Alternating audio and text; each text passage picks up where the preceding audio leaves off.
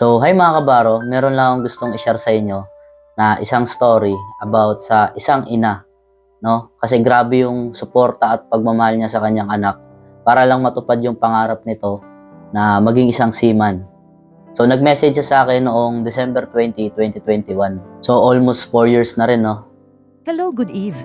Nakita ko FB page mo, pwede ba makahingi ng tips para sa anak ko nakasked siya bukas ng entrance exam sa PMMA? After kong mabasa, ay sinend ko kagad yung naging reviewer ko noon nung nag-exam pa ako. Nagre-review na siya biglaan kasi yung shed niya kagabi lang binigay tapos exam na niya ngayon. Salamat, sana makapasa anak ko. So, February 22, 2022, nag-message uli sa akin si ma'am at ito yung sabi niya. Thank you. Pasado anak ko. Ako yung nag-ask sa'yo ng reviewer noon sa PMMA. Nung araw na yon, sobrang na-appreciate ko yun kasi biruin mo, gumawa lang naman ako ng video, nag-share lang naman ako ng mga experience ko nung nag-exam ako.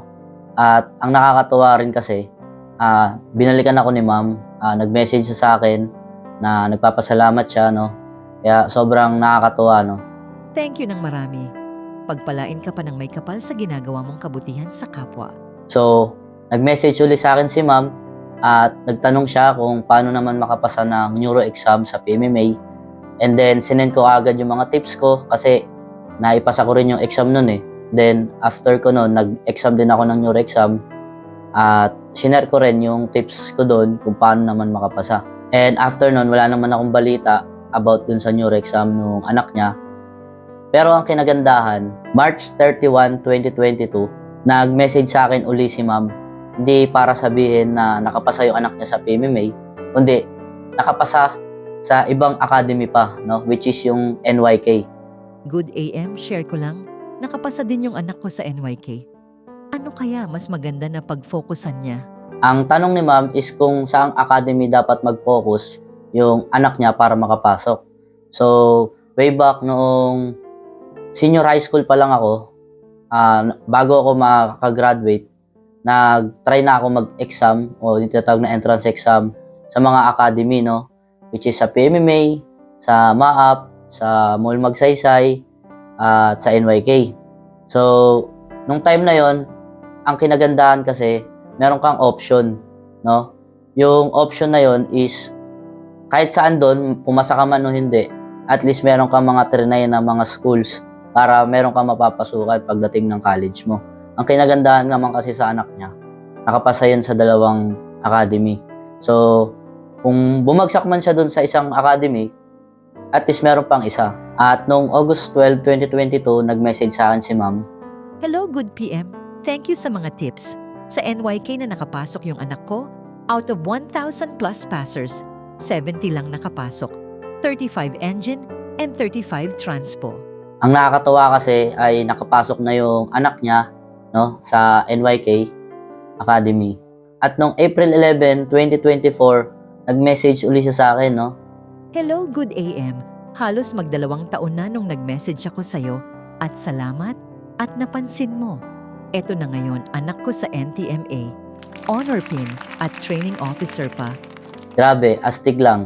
Kasi ngayon nung pag-uwi ko, nabasa ko, nag-message uli kasi sa akin uli si ma'am. Ngayong May 15, 2025, nag-message siya sa akin. Ito yung sabi niya. Kamusta? Naalala ko nung nagtanong-tanong ako sa'yo nung papasok ng academy anak ko. Salamat. On board na din siya.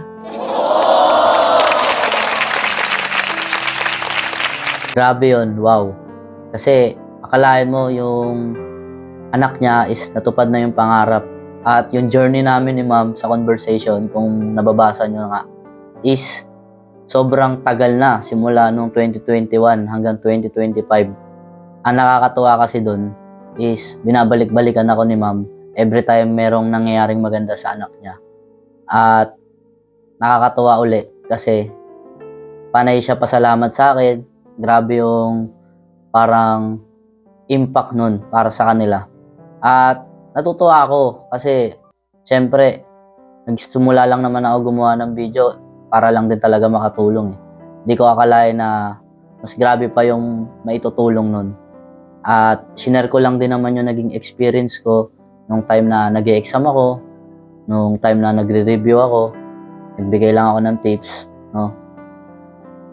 Gusto ko lang din na ma-inspire yung ibang kabataan na kung meron kayong isang bagay na gustong matupad o meron kayong pangarap, talagang kailangan magsimula yun sa inyo eh.